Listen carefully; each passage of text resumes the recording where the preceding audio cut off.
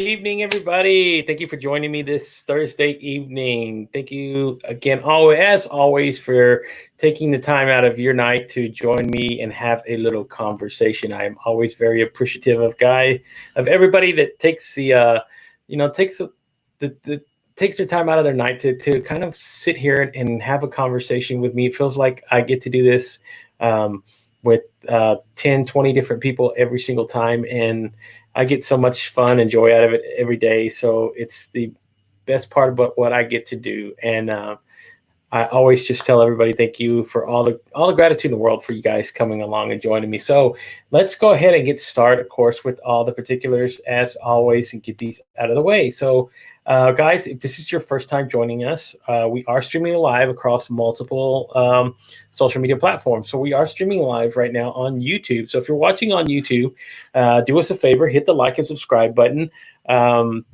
You can check us out on our YouTube channel at www.youtube.com/C/Made From Scratch broadcast on YouTube. Do us a favor, hit the notification bell as well. It will let you know whenever we do drop new videos and new content, and it'll also let you know whenever we do have new scheduled lives to come on. So again, if you're watching on YouTube, guys, thank you so much. I always do appreciate it. Yes, we do. Here we go. Somebody is. There you go. Baseman Awakens. Thank you so much for watching on YouTube, as always, guys. And then we're also streaming live on Facebook. So if you're watching on Facebook, you can check us out there on www.facebook.com/Made From Scratch podcast. It's a little bit different on Facebook on our page, but you can also connect with me as well on my personal page at Gabriel Leal on Facebook. Just send me a friend request. I usually accept all of them. And then you'll be able to catch the stream live there as well on my page if you're connected with me. So thank you so much if you're watching on Facebook right now. And then we also do stream live on Twitter. So if you're watching on Twitter, we are streaming live via Periscope, and that is at MFSB Live on Twitter. Just do us a favor if you're watching, follow us there on Twitter, and I will follow back. I always love connecting with new people on Twitter. And we also are streaming live on LinkedIn. So if you're watching on LinkedIn, guys, check us out there. We got a few people already watching on LinkedIn. Yes. Hey, my friend. And then Maureen Wixon, she's watching as well. So thank you, Maureen. So if you're watching on LinkedIn, or if you're not connected with me, send me a connection request. I usually accept those as they come, and I try to respond to just about all of them all the time. So if you're watching on LinkedIn and you're not connected with me, just send me a connection request and we will become fast friends. So thank you so much for watching on LinkedIn. And also we do a separate thing if you're watching on YouTube, Instagram. So we do a little bit different. I do a little behind the scenes sort of thing on Instagram because Instagram is the only platform I cannot stream live to. So boo, Instagram. I'm waiting for you guys to open up your API so we can stream live there. But in the meantime, I have found a way to kind of integrate Instagram there. And then I also do upload the episodes to my IGTV on Instagram. So you can go there and watch it as well. So thank you so much if you're watching on Instagram, guys. And you can follow us there at Made From Scratch Broadcast on Instagram. So now that we got all the particulars out of the way, as always, guys, let me go ahead and tell you about this evening's guest. So she spent several years on a personal healing journey through implementing her tailored transformational journey of healing and self-discovery program. So she used meditation and yoga, which I am a big proponent of, if you've never done that, to address her negative patterns of behavior and change the direction of her life. So guys, she's also starting a coaching program, and she's got her own podcast called The Healing Element that talks about people who are seeking personal transformations. She raises awareness of, check this out, awareness of historical and generational trauma, if you've never heard of that. We're going to talk a little bit more about that this evening. But guys, do me a favor and help me welcome to this show my guest for the evening, Kaii Torrence. Thank you, Kaii, for joining me. It's a pleasure to be here. I'm so excited. Yes, and the conversation. There we go. I've been waiting for this one for a while. Because again, there were so many interesting things whenever I started doing research on you. And I do this for all my guests. I always like to be a little bit more aware about what they do, because I've had podcast shows and stuff like that reach out to me, and they know nothing about me. And I've been on there and they go, hey, what are you about? What are you talking about? What is the thing that you are? And I go, and I'll go into it, but that's fine. But I like to be a little bit more prepared. So we had a kind of a consultation beforehand. We had a conversation, and, one of the things that we had brought up was about,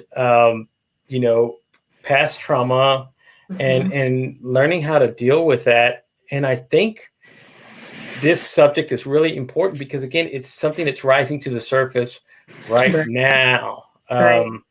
Because, again, people are sick and tired and fed up of all the stuff that's happened in the past, and all that trauma that they've seen in their lives is now boiling to a head. So why don't we start on that part of how you use that to kind of help yourself, and then how did you kind of formulate it into start helping other people?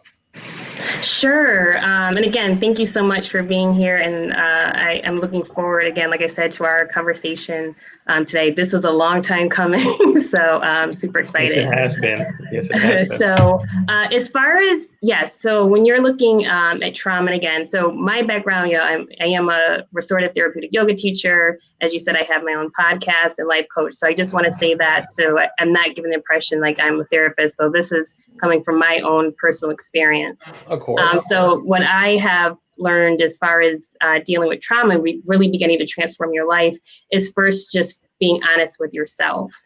And that takes a lot of, I don't know if the correct word to say is work, but courage, right? To kind of look to see who you are, not the person that kind of shows up to kind of in that kind of facade to convince other people how you feel about yourself.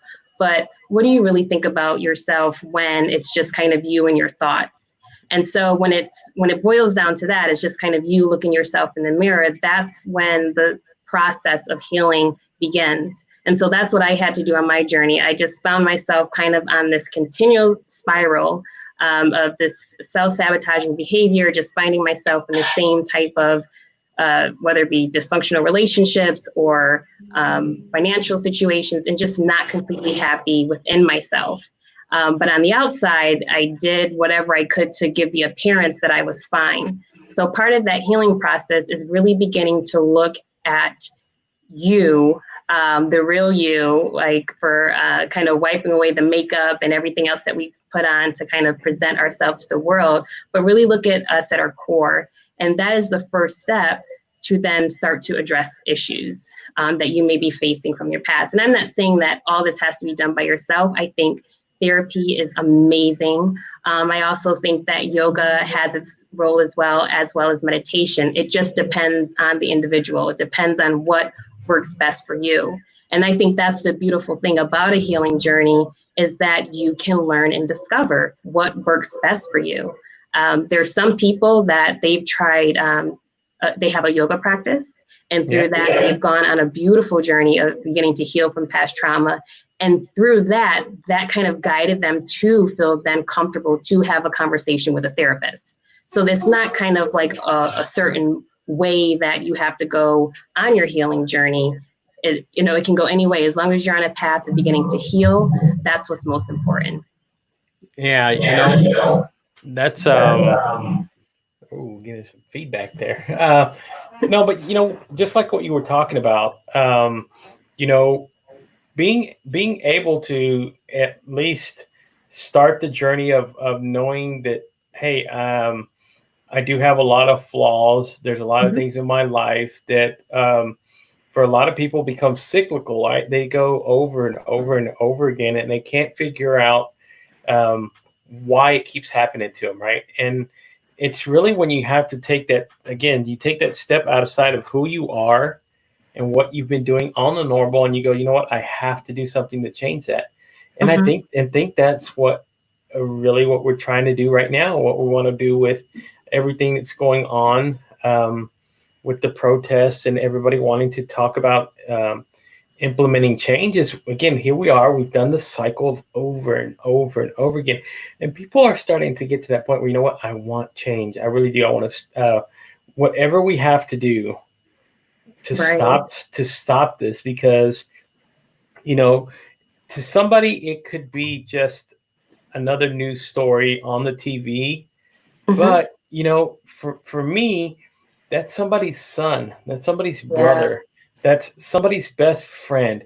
That's somebody that once they're taken from this world, you never get that back. And of course, that's why people are angry and upset. And there's reason behind it, because we know that, hey, we've seen this over and over again, right? So we have to learn to in our lives to go, you know what? If I'm going to become somebody different, I have to make that change.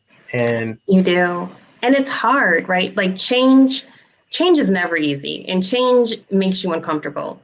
Even for ourselves, like if we're looking to begin to change patterns of behavior within our own lives, that makes us uncomfortable, because there comes a point when you are beginning to do that internal work that you have to be honest with yourself. And I'm not saying that you beat up on yourself and to go on kind of down that road, but you're looking at yourself and say, okay, so here I am. I know that I'm not happy with particular outcomes. So what do I need to do to start addressing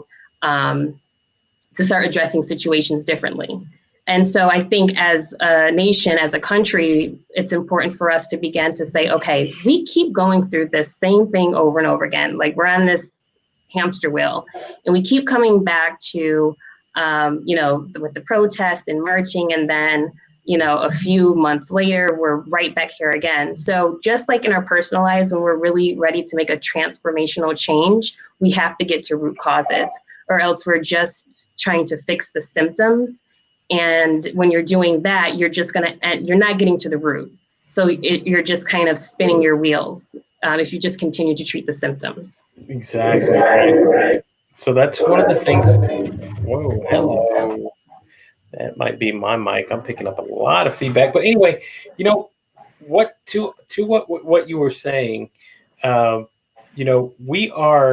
that's primarily how we've dealt with a lot of the problems in the past. It's just we don't go to the root. We just kind of take care of it on the surface level, and then once it goes away, it's no longer top of mind. It's on to the next issue, that sort of thing. And we always, but then again, whenever something like this happens, it always comes rushing right back up. Right. All the triggers and everything that was there before are now there again. And, I think at this point you have to realize that you want to really start looking at changing, and you get upset to the point where you say, I have to change what I'm doing in life, or I have to change what's happening in society. And I think that going forward, we're not going to be able to go, it's okay, we'll get past it. Time heals all wounds. That's not. I think that's something that kind of interests me. What you were talking about when you're talking about, you're talking about when you're talking about generational trauma, because you're talking about something that stemmed in the past, it's been taught and continues to go from one generation to the next. And at some point you have to say, you know what, that there's something that's going to come to a head. Either this world is going to crumble into a big mess, or we're going to find a way to start our own utopia. But I think at some point, as the scales tip, we have to figure out a way. What are we going to let it become?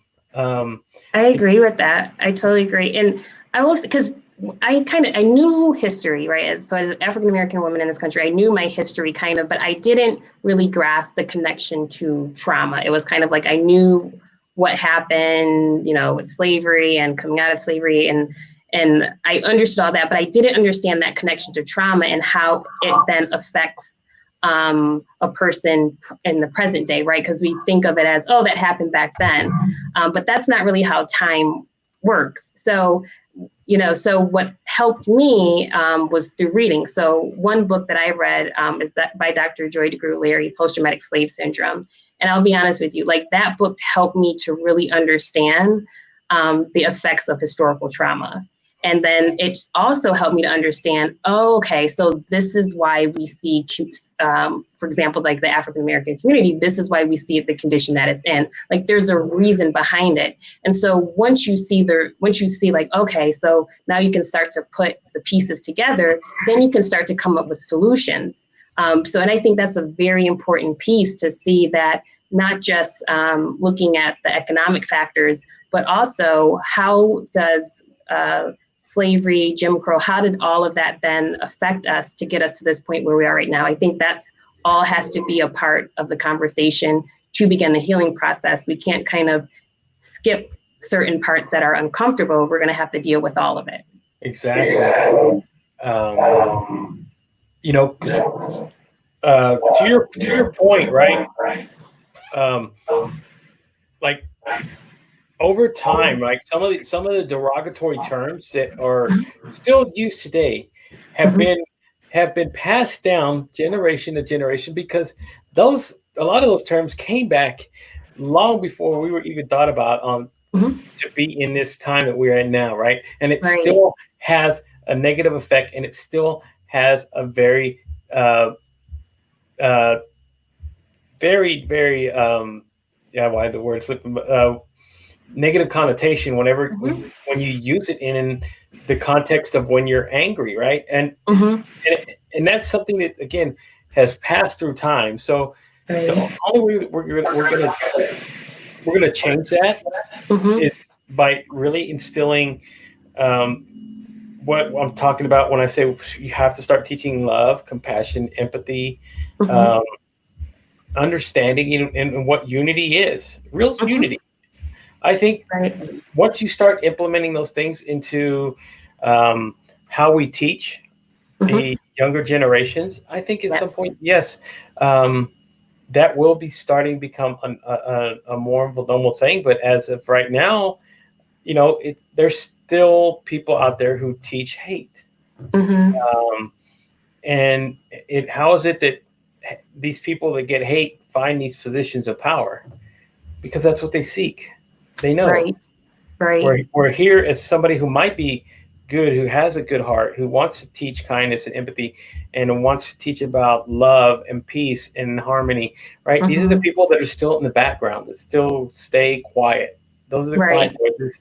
And at some point, those voices have to rise up if we're going to make this world what we think to be, what Dr. King talked about, what he's explained to us so long ago, and yet here we are still struggling to reach it. Yes, we've made strides. I'm not going to say that we haven't, but we're not there. We're still ways away. Right. And I think when you said, as far as like kind of saying, so here we are at this point, and we can kind of continue to keep coming to this same point again. It's the question is that, so why does that keep happening? Like when you said, certain people seem to rise to power. So then we have to ask that question, why is that the case? Yes. Why does that happen? And I think that, as you have said before, it's so important to look at that grassroots. What are the people on the ground saying that are really dealing with this in the day-to-day? What are they saying that the issues are? Is it just people from above that are just saying, oh, this is how you fix the problem, when they're not really on the ground and dealing with the day-to-day? And so now we're starting to hear from the voices of people that are like, no, I deal with this every single day, and this is the changes that we need to make. And so I think like platforms like yours is so important as well, because you allow those people to have a voice and to express another type of opinion, another way of thought that many times gets lost in the news cycle. And so, so platforms like yours, I think, are super important, that people can get out and really express, this is how we can create real change. Because I think all of us are exhausted from having this same type of conversation over and over and over again. And the other point to it too, which you had spoke about, is the importance of education. Like, most of what I learned about my history, I learned on my own. I did not learn when I was in school.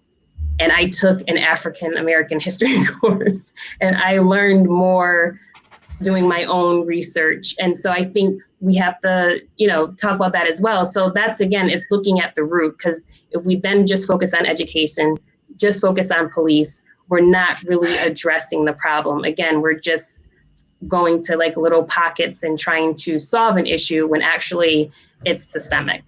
Yes. And it continues, and it continues. It continues and continues and continues. And what drives me nuts sometimes when I see a lot of these stories pop back up again is the fact that, yes, we do raise hell. Yes, we do stand up. Yes, we do scream. Yes, we do get angry. But then it goes all the way into whatever next news story comes cycle, whatever cycle goes on, and then we ignore it.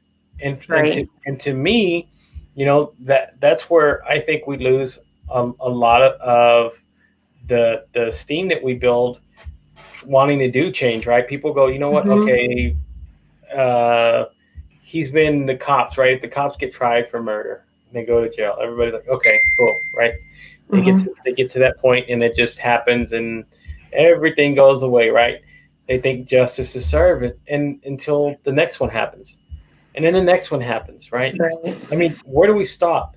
Where does it stop? Where does the madness stop? That because I know that there's a lot of people out there who've dealt with racism. I've dealt with it in my life, just simply because of what I look like and who I am, and that's the hard thing about for a lot of people to understand. You know what? That's the one thing in my life that I'll never be able to change is how I look on the outside. I get up tomorrow, I will be this, no matter what. No matter how, whatever I try to do to disguise it, whether I try to disguise it with money, power, whatever it is, I'm still this. Right.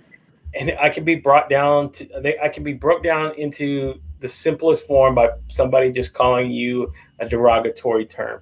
And going, wow, all the money all the hard work, all the stuff that you try to do to build influence can be brought down just by that. Simply, that's it's true. And that's such a powerless feel, right? To be honest, it is a very powerless feeling, and that adds to the frustration, and then that adds to the anger. And then again, people that are in the position, right, that you feel like I'm working hard to establish something for my family, for myself, and then know that you're still being judged. Like it's still, so that can leave this, kind of this anger inside that I just want that type of burden to be lifted.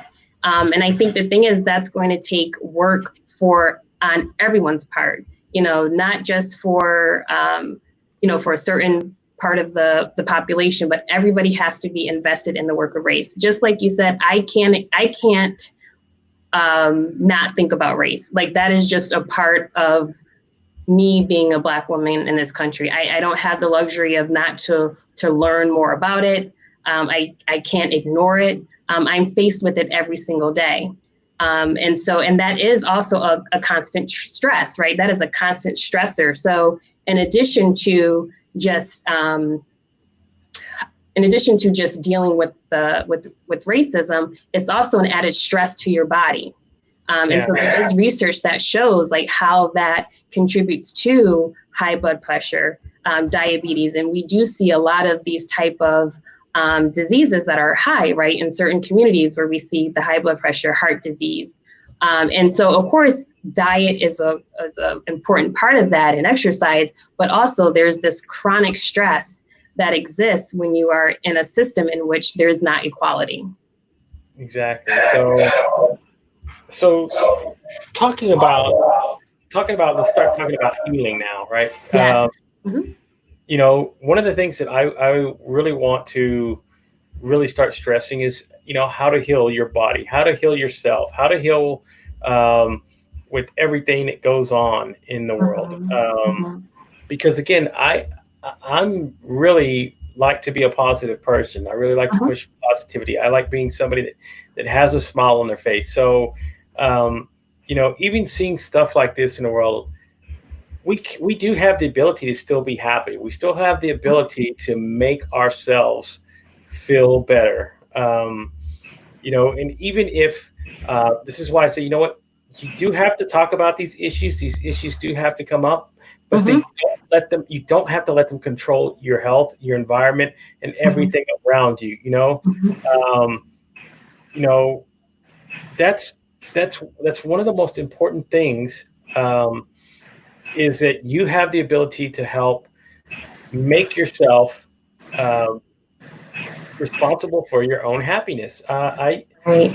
I tell so many people that every day that mental health is just as important as physical health. So Mm-hmm. when you're talking about what you do with yoga and meditation, right? Mm-hmm. I Mm-hmm. think those are really key factors in getting yourself into a pretty good mind state, so that Mm-hmm.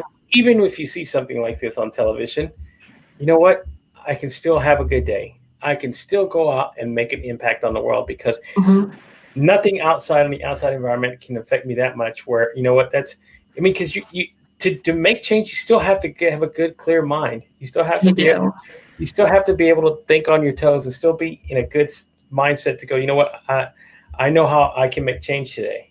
Mm-hmm. So, that's one of the hardest parts um, for people to understand whenever you talk about, hey, healing your body, knowing your body, and doing these things. So, how did you really get into learning how to do that for yourself, where it really transformed your life? Sure. So when I was a kid, I kind of dabbled in yoga, if I can say that. This is back in the world of VHS. So I'm totally dating myself. But when you would go and get the video and watch yoga videos, I would go to the local library and I would get yoga videos and watch them. And so I always kind of had this interest. And when I lived in DC for a period of time, it was pretty stressful. Most of it was because of financial reasons. I just needed a way to just kind of decompress. And so my roommate at the time, she said, "Oh, you should go with me to a Bikram yoga class." Now, at that point, it was a while since I had practiced yoga. So I went to a class with her, and the studio, it was a nice studio, but if anyone's done Bikram yoga, you know that it's a heated room. It's sweaty, it's hot. And so the floors were wood floors. I don't know why you would do a wood floor doing Bikram yoga.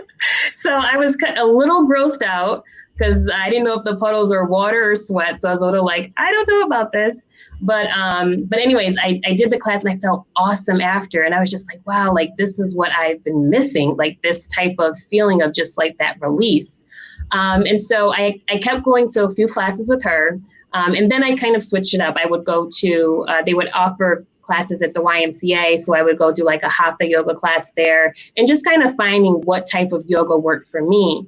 And through that, I just loved how the connection that I would feel with my body, with my breath. And I really enjoyed that and appreciated. And another thing is that was time for me, right? Like that was time that I didn't have to think about what I was going to do the next day, that I didn't have to think about, anything else or anyone else. I could just focus on my own body, my own breath, my own world. And so that's what made me really enjoy it. So I just I kind of used it for that. It was almost like my escape. And so from that, I started just practicing meditation and literally just going on YouTube. It wasn't even that I found something. I went on YouTube during a very difficult time in my life. That's when I came across the movie The Secret. I don't know how many times I watched that movie, but I watched that and I started to also then incorporate the affirmations, and I used that as part of my meditation practice. And that really helped me begin to make some changes in my life, because a lot of it was this negative chatter that I had in my brain or in my thoughts.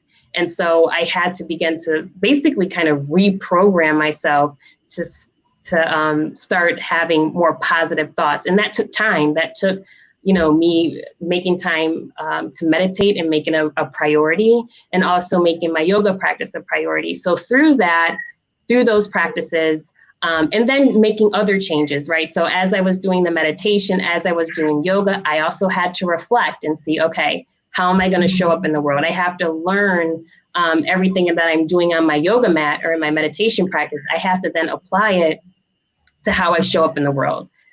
So when I'm, at work, if it's getting challenging, how am I responding? Am I going to get angry or upset, or am I going to start to learn how to control my breath and begin to say, okay, Kaii, you're in control, right? And so, but when I'm saying that, my thoughts, I'm still fighting these negative thoughts. So they're kind of like, no, you're not.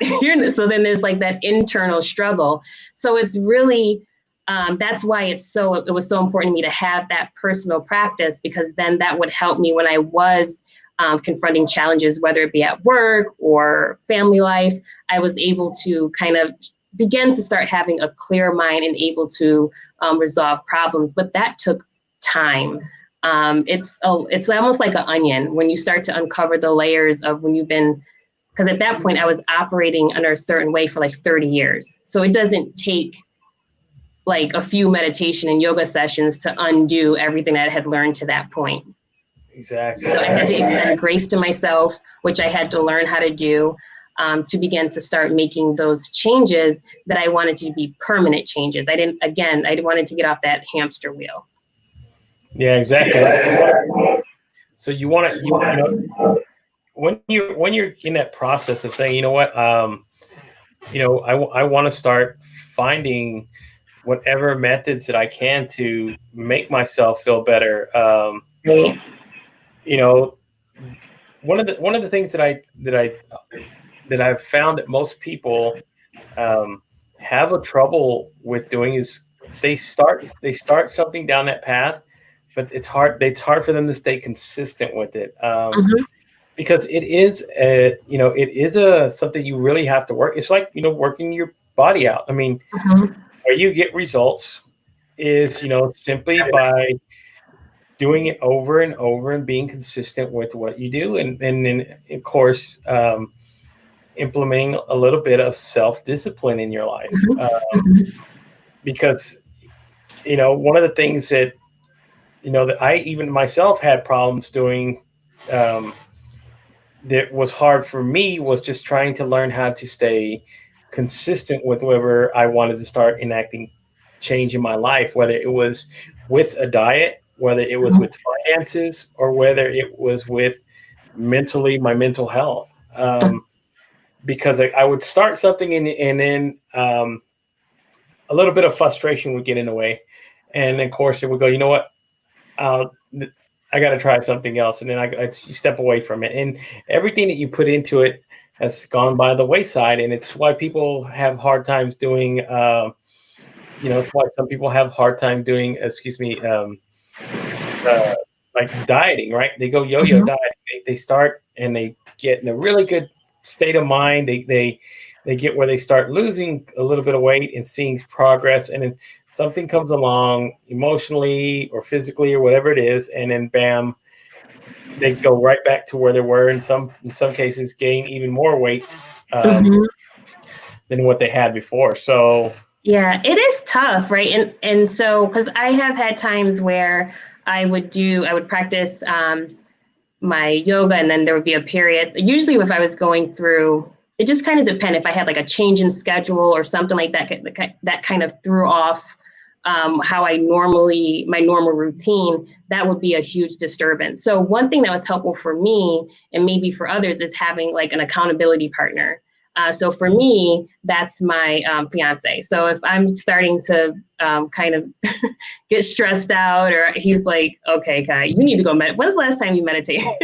Like, when's the last time you just took some time to yourself? So I think what you said is so important. Just sometimes like life happens, right? And we could be doing what we have to do health-wise, and then something kind of throws a wrench in our plans or our schedule, or maybe some type of emergency start coming up, and that can kind of maybe derail us. So one thing is not to judge yourself, but to say, okay, I can always hop back on, and I can hop back on this train and I can continue to go forward. But another thing is maybe having an accountability partner. Maybe you and another person say, okay, listen, starting Monday, we're going to start working out at this, and that time. And you guys just hold each other accountable. So that could be a way. And I have actually found that helpful for me to have someone that really says, okay, it's been 3 days since you did X, Y, and Z. So like, what are you doing? And can kind of give you that tough love. That can be extremely helpful. Yeah. And again, it's, I get it for some people that it's really hard to get past certain things to start doing it. But again, it doesn't matter how many times you stop and fail. It's how many times you can get up and do it over and over again until it finally works. I tell everybody this way: you did not just stand up and start walking as a child, as a baby. You had to fall down and crawl, get back up, and fall down and get back up. Same thing with riding a bike. If anybody told you I rode a bike the very first time I hopped on it, I'll call them a fucking liar. There's no way. You have to learn how to do these things by trial and error. It's the same thing in life. Whenever you start doing something, you have to try, fail, and do it again. You do, and again, there's always the exception to the rule. You got the guy who starts his business and it turns into a multi-million-dollar idea. And then you have entrepreneurs who've done it 5, 10, 15 times before they get it right. And it's trial and error, over and over and over again. That's how we learn. And again, that's how we're going to make progress in our lives. We got to keep doing it over and over again to the point where we go, you know what, this is actually making an impact on my life. And again, people will tell you, if you listen to other people's opinions and that sort of thing, oh, you're just lazy, or you're just this, or you're just that. I've heard it called that: lazy, procrastination, resistance, all these things that are in your way. You know what? It's true. It's there. So what? You know what? If I didn't do it the first time, if I do it again and I fail again, oh well. If I do it again at the third time and I fail, I'll get up and do it again. As many times as you have to until you get the results that you want. That's how life works. I totally agree with that. And so that's what life is, an experience, right? So maybe it's just us finding the formula that works for you. Like, so whether it's diet, exercise, meditation, yoga practice, find the formula that works for you. Maybe working out Tuesdays and Thursdays work best. Maybe working out at 4 o'clock in the morning, even though everyone says, you should work out in the morning, maybe that just doesn't work for you. That's not the right formula for you and how your body works. Some people have more energy in the evening or at night. So I think it's, finding what works best for you. And as you said, once if it doesn't work, try again. Okay, so that doesn't work for you. So maybe try something different. Just because it works for another person doesn't mean that is something that would work best for you. So just extend grace for yourself and just begin to explore and just enjoy this experience. Yeah. So, kind of like what Lori's saying, she's heard all the excuses. Excuses don't change your life. You know what? I agree with that. Changes change your life. Changing. If it doesn't work the first time, change it to something else. Right. And then work, eating crap food. Yeah, of course. But because you don't get it right, does not mean that it won't finally end up working for you at some point. You just have to figure out when will be the right time along your journey, but just don't give up on it. That's what I tell everybody. Right. I've seen people who, start on these weight loss journeys on these reality television shows, right? And they have 500 pounds or whatever, and then you see them drop like 200, 250 pounds, right? When they start seeing your results, and they've tried the diets before on their own and it never worked, and all these things, and then you see the ones who continue to do it after the show's off, because again, you there are those who go back to what they were doing. They've fallen back into the routine, and then you got some who really instill it in life, but that's probably what they needed at that point. They needed that at that point to keep going forward, to keep pushing, to keep learning these things. I just tell so many people, look, I've tried so many different things in my life to be creative. I've been on this earth 45 years. I've tried so many things to be creative. Nothing has worked yet until now. But I had to keep trying, writing blogs, um, writing on my own. I did screenwriting, all these other things that I've tried that just didn't work for me. What worked for me was just to go out and not even plan on doing this, but just to go do it. And that's what I did. And that's where it got me to where I'm at right now, because I keep going every single day. Push, push, push. This is what has worked for me right now. And it's going to do differently for somebody else somewhere down the line. Right. And that's why I tell everybody, try different forms of ways to help you get into a good mindset and your body into a good way of, treating itself. So like what you do with meditation and yoga, that really works for some people. I've seen people who become so much better health-wise, mental-wise, financially, because they finally get their mind right with whatever they have going on in their own lives. So, and for some people, it's working out. Some people get that high off of, I'm going to go do this. And if for some people, it's studying. It's really throwing themselves in kind of education. But again, yeah. So try again. That's always as old as that's been said, and as many times, as simple as it sounds, there's so much truth that rings in it. Try again. Don't the moment you give up, that's the moment when I think you've actually just given up on life.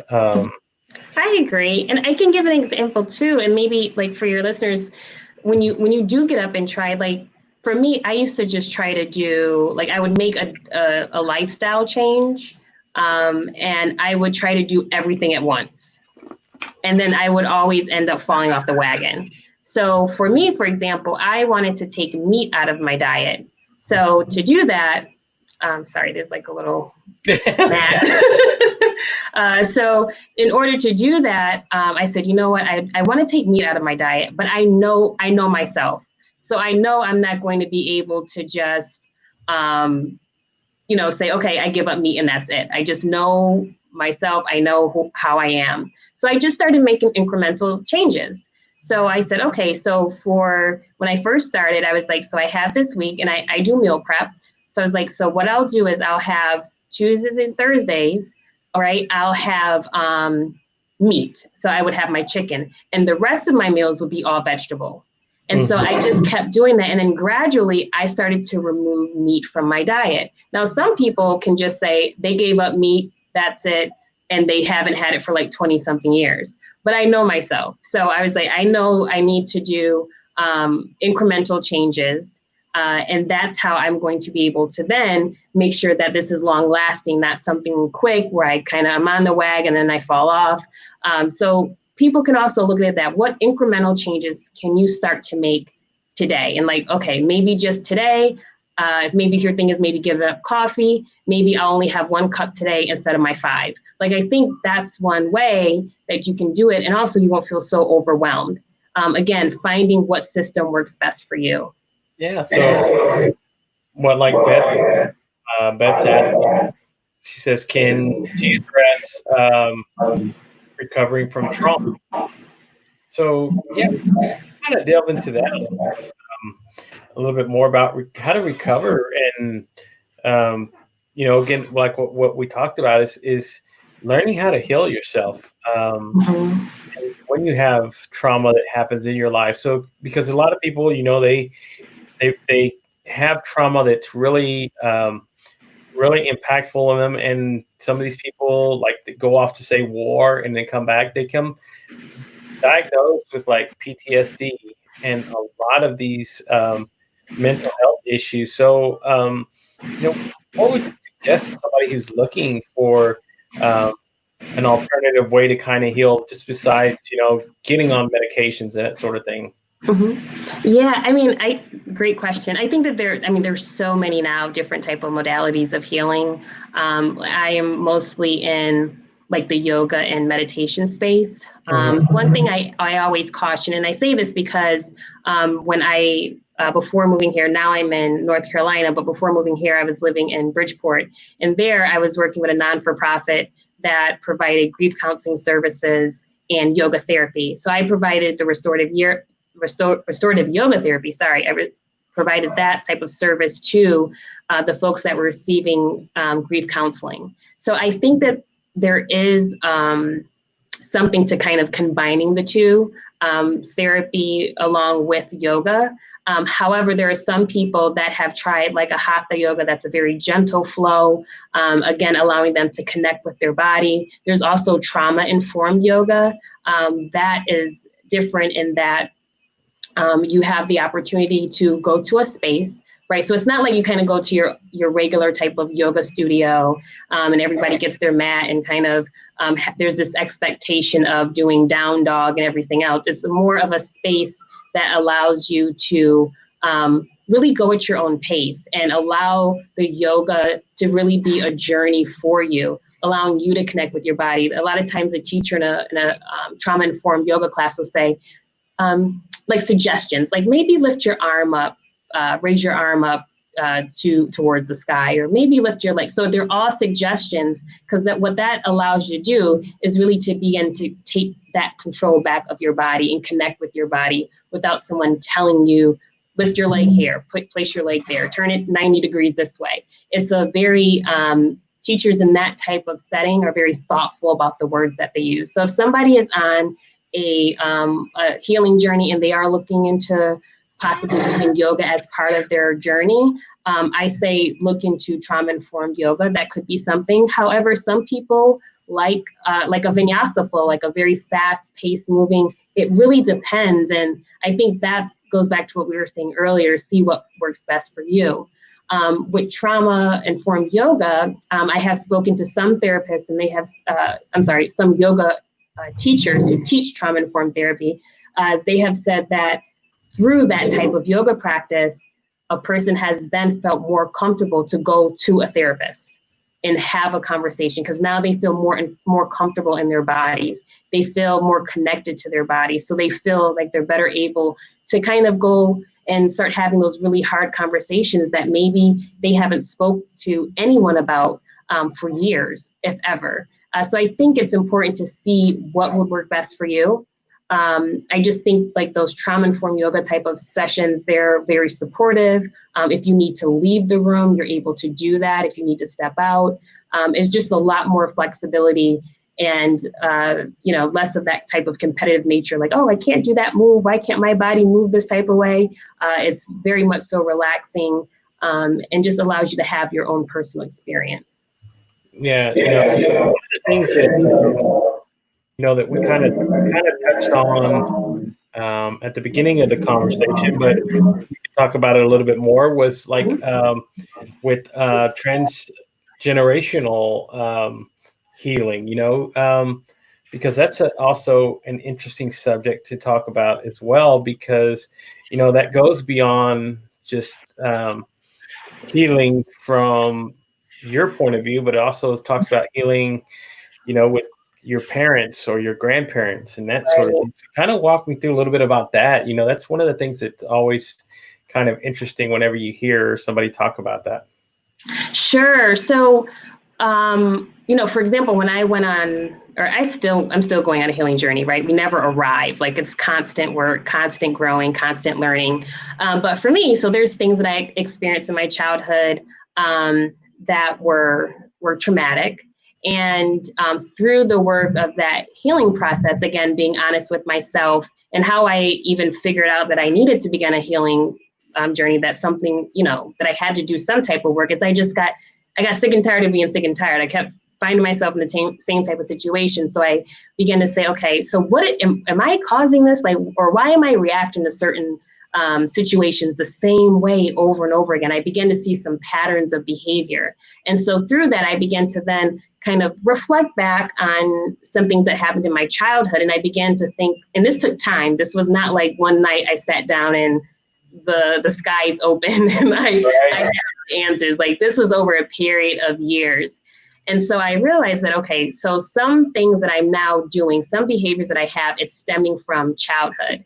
So as I began to work through that and realize, okay, that some of what this learned behavior, how I learned to show up in the world, this is now impacting me and how I'm currently making decisions, how I'm currently responding to people, how I'm currently, my current relationships that I have, whether it be with coworker, friends, or family. So I had to begin to address that.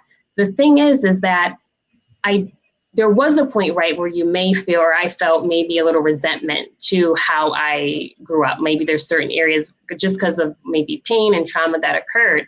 But then I began to realize through reading, through doing my own internal work, that many times our parents also had trauma, right? And so as I began to realize and say, oh, wow, like, not that if you grew up in an abusive home, this is not excusing it at all.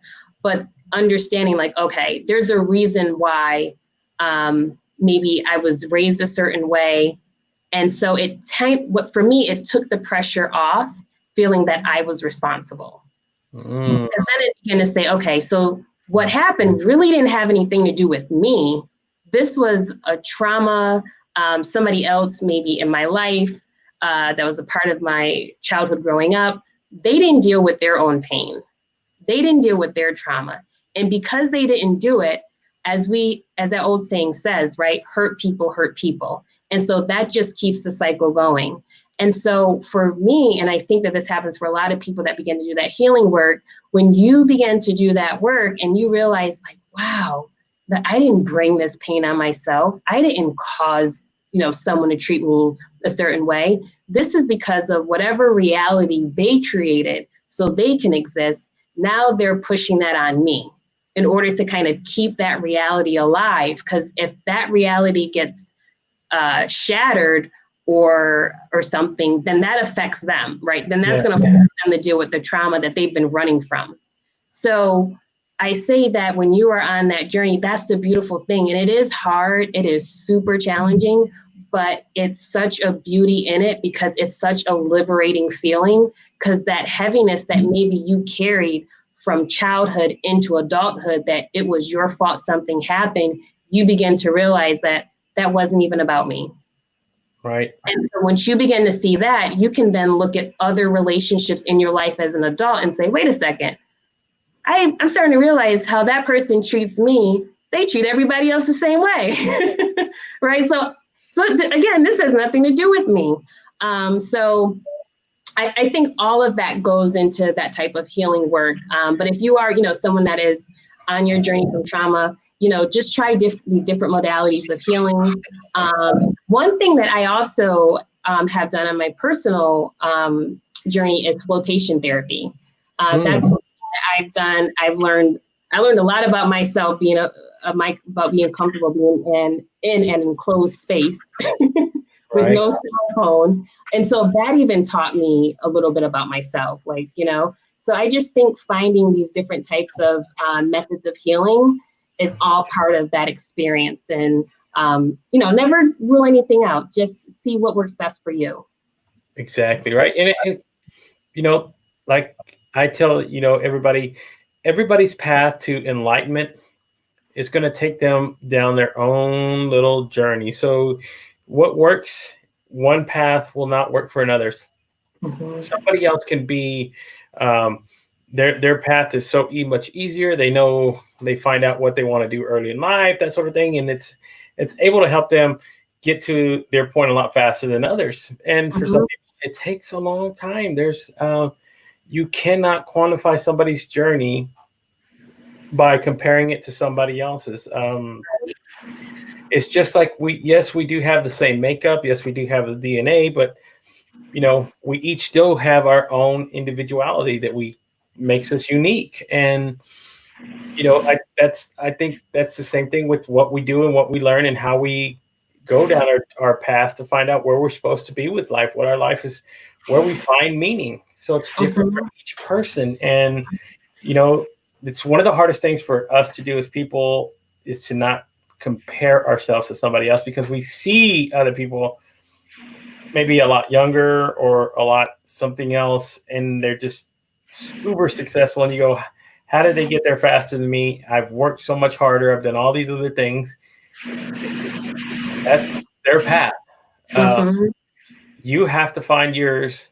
And if it's a tough journey, it's a tough journey. I mean, again, yeah, it's so important not to judge somebody else. Yeah. It's you cannot do that and then expect to be successful, because you're never going to get caught up. You're never going to be the person that you want to be, because you're comparing yourself to what somebody else has done. I hear people talk about this now on social media, like, oh, I love what Gary Vee does. I love Gary Vee, blah, blah, blah, blah, blah.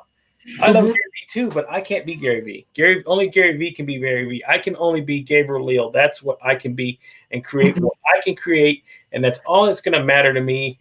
And I really don't care about what anybody else thinks, because I know that there's other people who've gone out there and done it the way they want to and got successful at it. So um, Mhm. the same sort of deal. You go, Yeah. you're gonna have to learn how to do that on your own, whether it's through yoga, whether it's through meditation, whether it's through different kinds and types of yoga. It's just the same way. What works for you will not work for another. But you know what? You still ought to encourage them to go at least try. Right.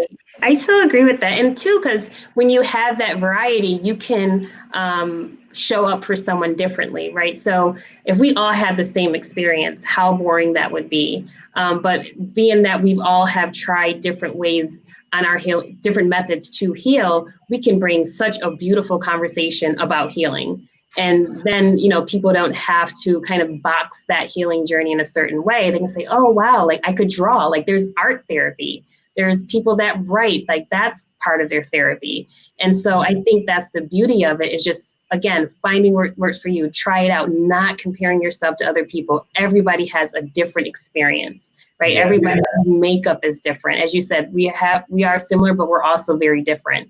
So just explore, like use your healing process as a time to explore. And I like to tell people the thing too about your healing journey, like what was that thing that you enjoyed doing when you were a child that maybe the adults or guardian in your life just said, no, you can't do that. Like maybe you enjoyed, I don't know, I was like a big person that liked to like look at space, and I was like that kid outside trying to figure out where Mars was, where Venus was located. And so, but if somebody was like, why are you outside doing it? That's so silly. If that's something I really enjoyed, and through that, that was a part of my therapy of exploring and just having an experience, I may have now, as an adult, kind of begin to shun things that I enjoy doing, right? So also think about those things that maybe you enjoyed when you were growing up, and maybe through that, there is some part of your healing. Exactly right. Awesome. So this is the point of the interview where I ask every single one of my guests to come on. And it is kind of morbid because it is part of the circle of life of what we're going to do. We're born to die. So I ask all my guests to come on. When the book is said and done on you, what kind of legacy do you want to leave behind? And then what does Kaii Torrence want to be remembered for? Wow, that's heavy, right? It is. I want to be remembered as someone that really provided the tools. And I thought about like not so much inspired, I guess that is important, but really provided people the tools on how they can really begin to heal and transform their lives and really know that it's possible. And that no one is a lost cause. Anybody has you have breath in you, you have the ability to make a change within your own life, and you have the power to do so. So that's something very important. And two, just the work that I do in my community, I'm very much so wanting to be even more active and involved and really helping my community and being just a transformation agent for my community. So those are probably the two things that I would want to be remembered for. Awesome. And sometimes that's all it takes, is to be somebody so entrenched in your community, and make a difference, that it becomes so much part of everybody else's journey as well. I mean, there's some people that have schools named after them, because that's what they did at the local level. They were just so involved in either education or making sure that kids got what they needed, and they really pushed for growth and development in their communities. That's how you can make an impact. It doesn't have to be on a grand stage. That's what I tell everybody. It doesn't have to be, you don't have to become the president of the United States to make an impact. It just starts with you doing one thing at a time and helping somebody out. And that's really all it takes. Because it is so easy to just not do anything.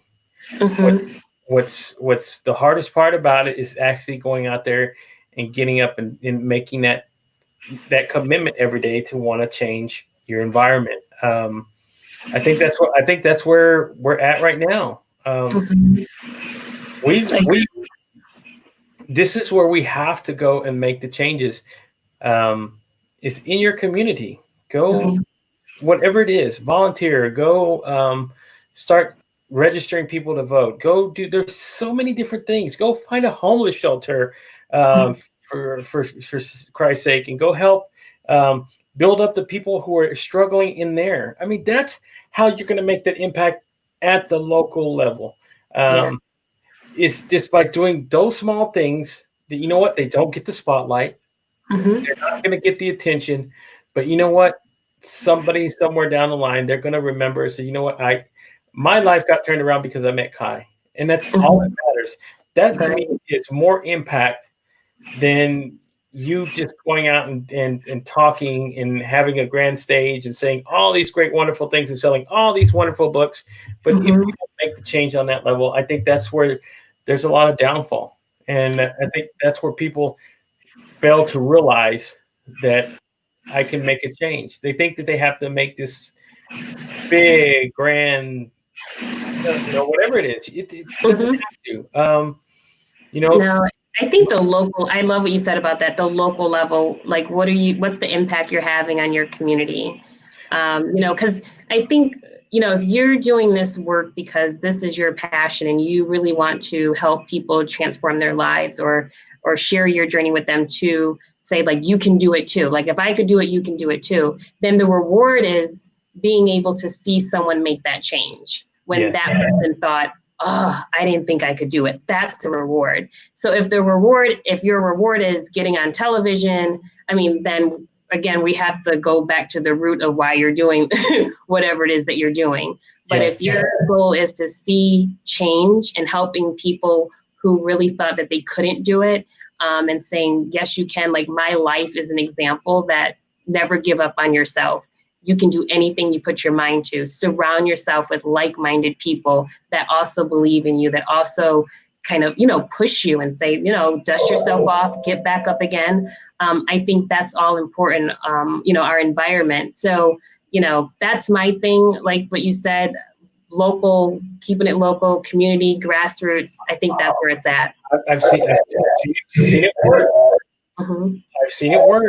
Um, one of my friends growing up, his mother was one of the main growth factors in the North Texas Food Bank here in the area where I live. It started out as a small pantry, and what she did and helped with the group of people that she was with, they grew it to this really big, huge nonprofit that goes out there and now feeds thousands of families in emergencies. They go out there and they find ways and make these connections, and it all started because she wanted to make a difference at Mm-hmm. the local level and saw a need and said, that's what I have to do. And those are the people that we have to find right now that are going to Mm-hmm. make this difference and make this world change. Is that everybody has the ability to do that. You just really, you really just have to get up and start doing it. You Yeah, know, definitely put action to it for sure. that's all it takes. So thank you so much, Kaii. I had a Thank wonderful you. interview. I really enjoyed our talk, and I think we've got a lot of things covered. And again, this is why I love the forum that I have, is that I can bring people on who I think have interesting stories and can share, because everybody's story is going to resonate with somebody differently. Like we're talking about this whole conversation, this story might hit with somebody. It might not for somebody else, but Mhm. that's not the point. The point is to bring the people on and hit that one person, to get that nerve that helps them change and turn their life around. And that's all that matters to me. Nothing else does. So thank you, Kaii, for taking the time out of your evening Thank you. for coming on the show. And again, thank you, everybody who's been following along, dropping in the comments. Thank you, Brandy Hartman, David Munford, Kenneth Dunner Jr., Beth Crosby, Chevelle Mevins. Thank you so much for joining. Lori M, everybody that, again, Kyle Burt, awesome guys. You guys are what make this and drive this show every single day. This is the reason that I get up every morning wanting to go out here and hustle and make this happen because, again, I know that somewhere, someday it's going to connect with somebody. And For sure. that's all what my journey is now, is just to make sure that I can get and reach enough people so that I can make a difference in their lives, because so many people have made difference in mine. So thank you, Kaii, so much for joining, coming on the show. It's my pleasure. Thank you Yes, so much. thank you, everybody who's been watching on Facebook, Twitter, YouTube, Instagram. You guys rock. LinkedIn, thank you so much. And, you know, I don't know what to say except all the gratitude in the world, guys. And then just a real quick reminder, tomorrow we are doing something different. We are doing a 2-hour roundtable tomorrow, and we're going to be talking about the social issues that are going on in the world. So I hopefully that you guys that are watching this evening will spread the word and join me tomorrow evening. I'm going to have 2 separate panels coming on at 2 different times. So we will start at our normal time at 7 p.m. Central Standard Time, and we will go live with our first panel for hopefully about the first 45 minutes. We do want to address some of the issues that we can talk about, start finding solutions, and what we can do, and just have people's opinions and their feelings and emotions and what they felt so far. Because again, it is a really hot topic, and it is something that, again, we've seen happen over and over and again, and we just want to start finding a way to again, look at solutions, start healing, and see what we can do to start teaching love, compassion, and empathy to the world. Yeah, So awesome. thank you so much, guys. Again, I will see you tomorrow night, 7 o'clock, same bat time, set channel. Oh, and then this Saturday, I am doing a special show. So that's another one that, guys, this is another first for me. So Friday will be a first for me, and then I'll be doing a Saturday show with my friend Deb Beecham. We're going to be talking about, she's got an upcoming election that she's helping a judge trying to get elected in the area that she's in, because they want to start doing change. And that's one of the things that I'm about. So, you know, if she wants to go on and talk about it, I'm all about it, and I can share that with the world. So thank you guys so much. Thank you, Kaii, again for coming on. And guys, I will see you tomorrow night, 7 o'clock. Stay safe, stay blessed. Peace, love, and harmony. Empathy, guys. We'll all get through this together. Love conquers all. So have a good night. I'll talk to you again tomorrow evening. Bye-bye, everybody.